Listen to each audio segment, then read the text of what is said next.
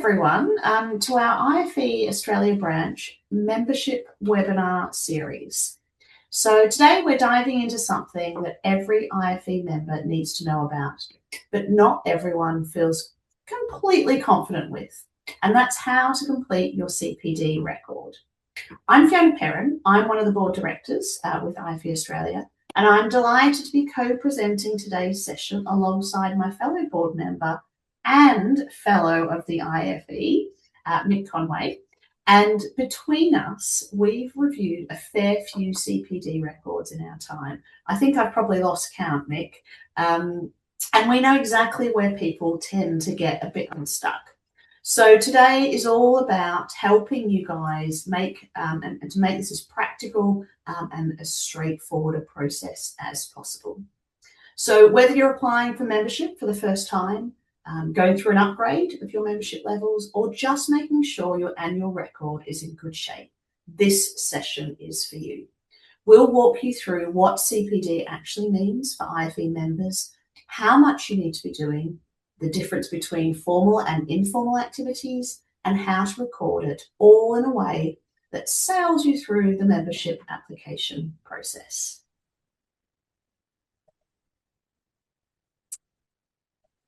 There we go.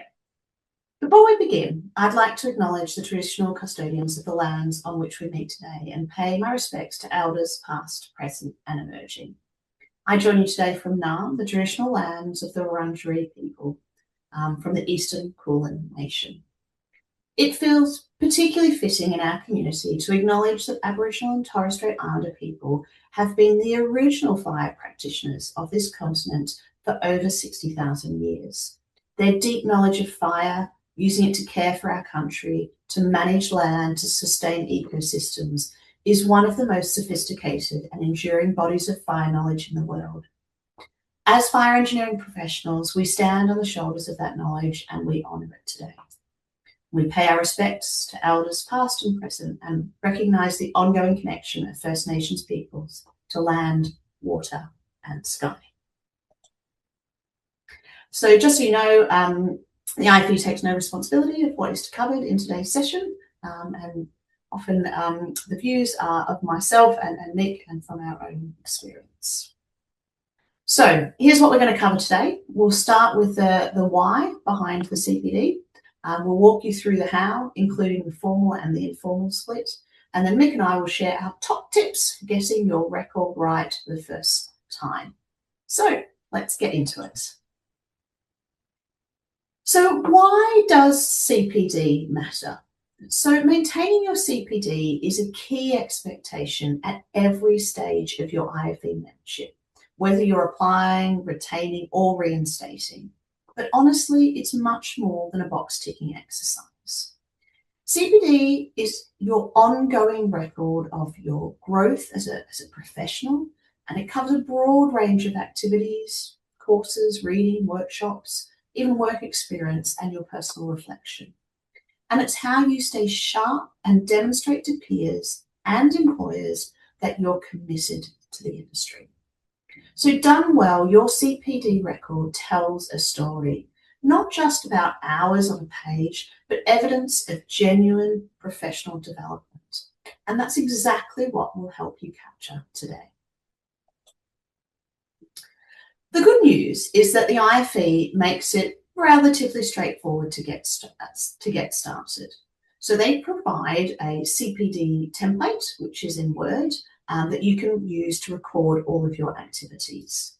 The template is designed to help auditors verify three things: that your total hours meet the requirement, that your activities align with the IFE guidance, and that your record supports your application or ongoing membership.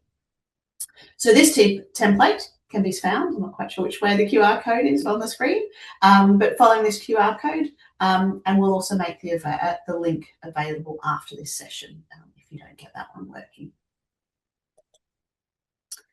The amount of CPD hours you need depends on the membership grade that you're at or the level that you're going for. We've actually been seeing a lot of people going for technician and graduate levels lately. So both of those require just 1 year of record and at least 25 hours over that 12 months. The higher grades step it up to a 2-year history, but still maintaining 25 hours per year. To put this into perspective, 25 hours isn't really a lot. It's less than a week spread over a whole year. And actually, plenty of professional registration schemes require, say, 50 hours per year. So it's very achievable for most people. Whatever your grade, your hours need to be a mix of formal and informal activities, with the formal side of your study making at least 50% of your total hours. So in addition to the template on the previous slide, this is a separate or a new QR code that takes you through to the full IFE guidance that we've created. And actually, I can bring up what that looks like on my screen here. So it's quite a lengthy document. It goes into a lot of information, and it's got some examples on the last page as well. So in addition to the template, I'm actually going to hand over to Mick, who is going to give a little bit more detail on the different types of CPD activities. All right, handing over to you, Mick. Okay. You'll do the slides for me, Fiona? Yeah, just give us a nod or a wave. Yes. So within that guide that Fiona just showed, there is a difference between formal and informal, and it'll come up in your recording. Formal CPD is, as it says, it's the learning you undertake when you attend courses, academic study, can be professional mentoring. It can be many things, and we'll go through them on the next slide, and it can be broader than what's listed. But one thing I want to bring up with the formal CPD, and it traps some people with their applications. If you're applying for a membership grade and you're using your academic qualifications to, be the basis of your application, you cannot be using that qualification again as CPD. And the difference comes down to, you have initial professional development. They're those qualifications that get you started with your membership grade.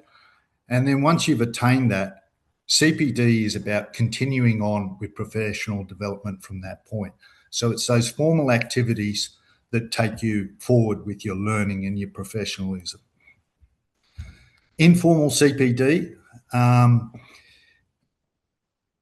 it can be many things again: reading articles, doing your own self-research, essentially. And it's really left to you now to record that, articulate what that means. And there's a difference with the recording in that your total informal hours, you tally them up, but then you report them as, you reduce that by 1/2, and that's your informal hours. And that forms the basis of your 2 splits. So if we go to the next slide.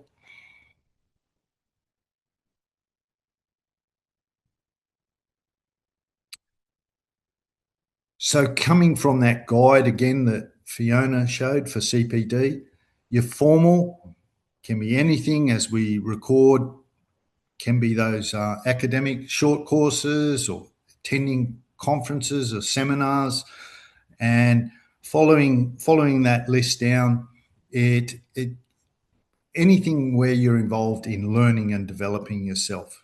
Importantly, for a lot of our fire service officers that may be looking, well, how do I record some of this as formal learning? It could be something where you're researching or developing courses or course material in a certain area, where you're researching, looking at the science, and then putting it together. That's listed within the code, and so it means you're allowed to, when I say the code, the guidance that IFE has produced, it's listed there as an activity, so you can record it as formal. And that can, for the professional people like fire engineers and fire scientists, research that they're undertaking, that can be recorded as formal as well. Informal can be, again, your own self-study, and Fiona's got some dot points further where that might appear. You can do it by, again, reading journals, reading texts, and even so much as listening to podcasts in certain areas. I will say fire-related podcasts, though. And I'll just return quickly to the formal area, an area that you may be involved in, but you mightn't think it could be recorded, is when you're involved in technical committees. And that might be through some of the industry associations, or your organisation wants you as a representative on a committee. That can be recorded as formal CPD. So next slide. Thank you, Fiona. Here's some further examples of formal CPD. Now, IFE Australia has, for our conferences, we have been doing podcasting, so you can look at some of our technical podcasts that we produce, and we can accordingly record that within formal CPD. We've also been doing roadshows, and our conferences, you actually get a certificate of your CPD that actually says these are your formal hours, and that's the type of CPD, and these are the amount of hours, and that's already evaluated by the IFE's education committee. Furthermore, if you're involved in preparing articles on particular subjects, it could be lithium-ion battery, fire safety, such like, for your organisation or an industry group, record those, because they go together within your CPD log. Going back to technical committees, now there's a lot of them in the fire space, that you might be a representative for your organisation or another body. When they're fire related, they're part of your continuing professional development, such that you can record that. Distance courses or micro credentials are a great way to build up your CPD hours. For the operational folk, and that's what I'm talking about, is firefighters. Yes, you undergo a lot of training, and it comes at you in many different formats. So when the reviewers are looking at your CPD record, they'll really want to distinguish things, so they can verify to what is really formal and what is informal. So things like just doing standard drills, while that's a practice mechanism that's competent, it's maintaining your competency, it's within the terms of the guide, it's not really continuing on your professional development, it's maintaining at that point. So it's more looking at things beyond your current level or sustaining your current level, but pushing you to a further experience and knowledge base. So stay away from standard things, but however, when work schedules, okay, we're undertaking a new training system in various area, you can record that, and that will go in your CPD record. And a good thing is, if you've got more hours than the requirement, some reviewers might say, is that a standard drill, those particular 2 hours? But then they'll say, well, you've got 40 hours for the period. It really demonstrates to me that you're well above the CPD requirement. So hopefully you've made that a bit clearer, but we can take questions at the end. Remembering try to keep it relevant and related to fire engineering within.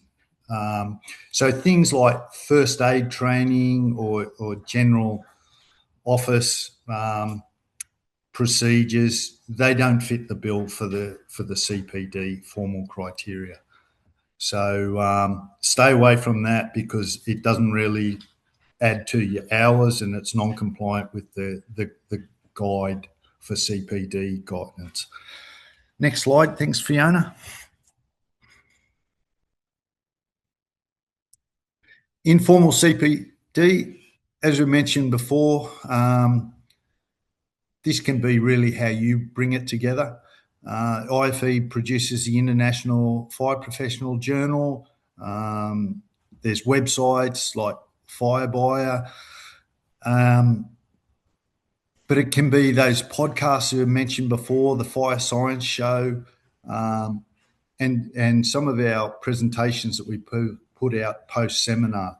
Importantly, it's not limited to just IFE branded material.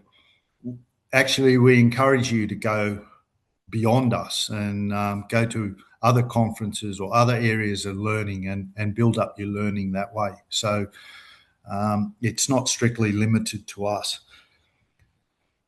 Your part-time volunteering responsibilities, and that could be chairing meetings, again, fire related. It might be some sort of fire safety group or technical meeting.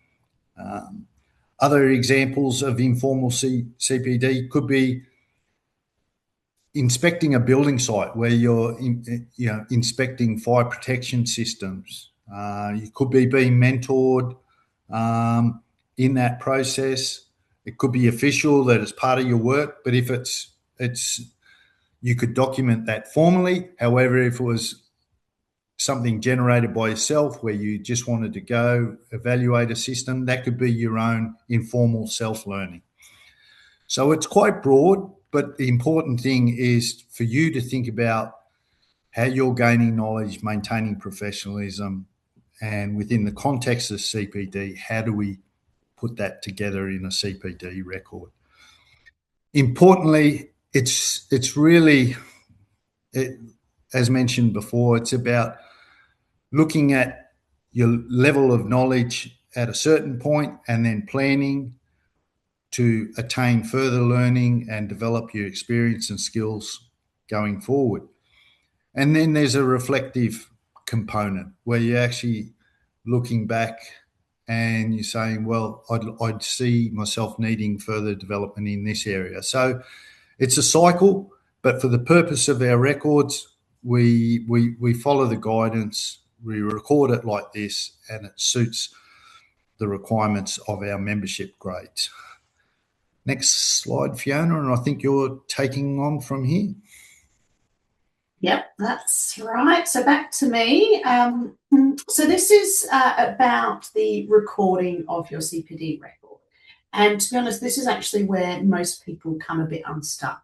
It's not because you haven't done the CPD. I know a lot of you are continually learning throughout your careers, but it's because that you haven't recorded it well enough or in the right way that the IFE requires. So a few key things to think about. The first one is to keep it simple, but not too simple, okay? So for example, don't just write the course name and a course code, because that's not going to mean anything to the auditors in the UK. We want you to give a brief description of what that activity actually was. So what did the course include? And then, of course, you should include the kind of activity type or category. And, of course, most importantly, what you learned and how you've applied what you've learned in your role. So the last bit is what the auditors are really looking for. If you're getting stuck, one of my little top tips is actually consider asking AI to help with this section. If you can put down a few dot points, they can help turn that into a nicely worded paragraph for you. But of course, don't get AI to do all the work. You don't want it to be making up things that actually aren't true. So when your record is reviewed, the auditors will be checking things like the time period that your CPD happened, your total number of hours, that split between formal and informal CPD, and whether everything is consistent with what's in the CPD guide that we linked to earlier. So if you get all those basics right, then actually you'll sail through this process, no problem at all. So Mick and I wanted to leave you with a few practical things to watch out for and what we've learned from some of the recent, I dare say, knockbacks that we've had from the UK. So we've actually found that probably over the last 12 months, the auditors are getting a little bit stricter. So we want to help you guys get things right the first time. One of the first things we want you to think about is getting the dates right. So if you're going for graduate or technician, you only need 12 months worth of CPD. Now, in the past, we would submit a CPD record with, even a couple of years worth of records. And it was still very clear that they'd achieved well over the 25 hours in the last 12 months. But actually, they're now getting knocked back. So if you're requested to just have 1 year, 12 months of CPD, don't go any further back. So if I was submitting one today, I wouldn't go any further back than, say, April last year, because often they just totally dismiss it and send it back and ask you to do it again. So second is keeping it relevant. So remember, this is fire engineering CPD. So while I see a lot of CPD records with a breadth of learning on it, so one of the biggest things I see is a lot of stuff that's not fire engineering related. Mick already gave the example of first aid courses. We see a lot of business as usual stuff that you should be doing on your job anyway. It's not really continual learning. That sort of stuff doesn't belong here. So we want, I suppose, deliberate learning or development, okay? And finally, you don't actually need to submit your certificates or transcripts for a CPD review. Now, they're great to have as backups for your own records. You will need like your certificate or diploma for your membership applications and upgrades, but you don't need them for the CPD record itself. So, for example, you've all switched into an IFE Australia branch webinar today. I suspect this won't take any longer than 30 minutes. So you'll get 30 minutes worth of formal CPD hours for attending this session. We don't issue CPD certificates for our webinars anymore. Just logistically, it's too time consuming, but you will still be able to put this on your CPD record because you don't need to submit a certificate. I want to now go through and show you what an example looks like. So how it comes together in practice. And there's a few things to point out on this record. So you can see here, I'm going to use my mouse, hopefully you can see it. So each record has a bolded sort of heading, and this is that sort of activity category or kind of theme at the top. And then you've got a brief description of what that activity is underneath. And then over in the right-hand column, this is where like the real work happens. So it's a genuine reflection on what was learned and how it can be applied. And look, it's only a few lines. It's that bit of gold that the auditors are really looking for. You'll also notice how the hours work as well. So one activity will have either formal or informal. You won't get both, okay? You've got to decide which category it falls into. And you'll see for the informal hours down the bottom, it's actually divided by 2, so it's halved to only half an hour worth because it counts for less time. So obviously this record only shows 6.5 hours, which is a great example of what a record looks like, but obviously it's not a complete year's worth.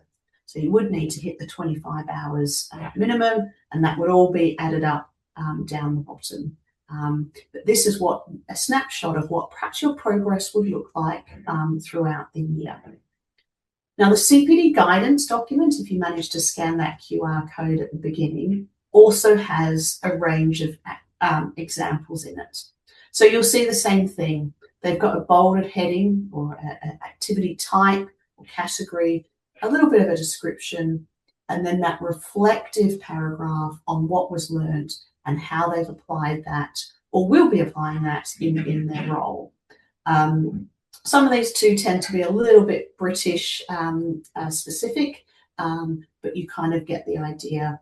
And there's quite a few pages of these actually in the guidance document, so it will give you good examples of kind of what to look out for.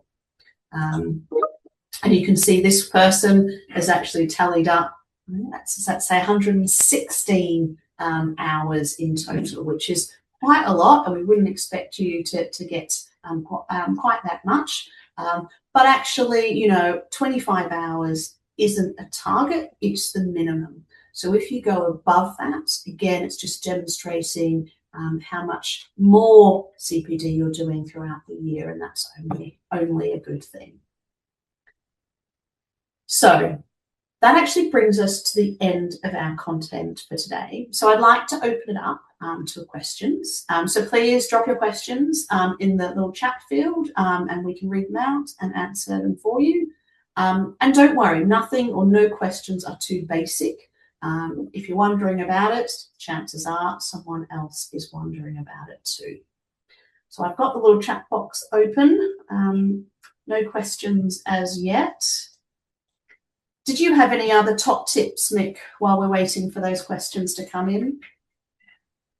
I was just going to add, you're not compelled to use the IFE form for recording your CPD. If you have your own spreadsheet or you have some sort of app or something of that description, it's not a problem at all to use your own recording.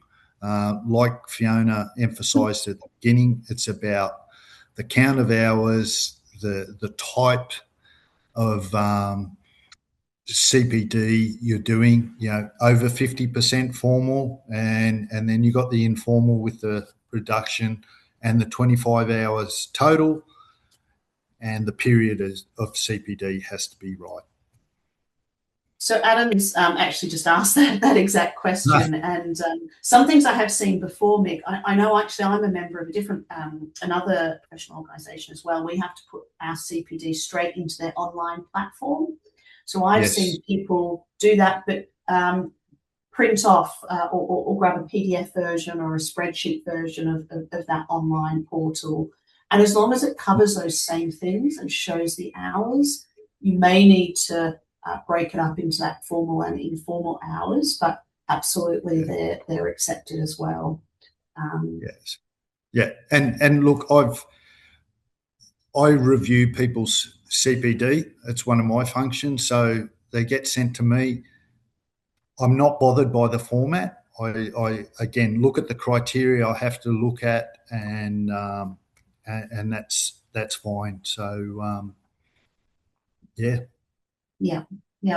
One of the other things it's worth noting that when you're joining the IFE through the Australian branch, we have a whole membership team that can help you with this. So if you do have any questions, or if you wanted to actually talk to a human about it, you can absolutely do that. I don't have it on a slide, but it's just membership@ife.org.au. We'll do a summary post to put on our LinkedIn account, and we'll include all the links to the guidance, the template, and the email address for everyone as well. And of course, this session is being recorded, and we're going to make this available on our YouTube channel and on our website as well in due course. So there's no other questions coming through. It must be such a good sign that we've answered them all already. So thank you everyone for joining today. Big thank you for Mick coming on as well. I know you've had a busy week and taken the time out to do this. So I hope the two of us have shed some light on the mystery of what CPD record is and helped to give you the confidence to get yours in great shape. So remember, be consistent, relevant and reflective. That's all it needs to be. So this is actually the first in a series of membership-themed webinars. So do look out for the next one. We'll be exploring different levels of IFE membership and also walking you through how to achieve the full member grade, which we know is a goal for a lot of you. So thanks everyone, and we look forward to seeing you on the next one.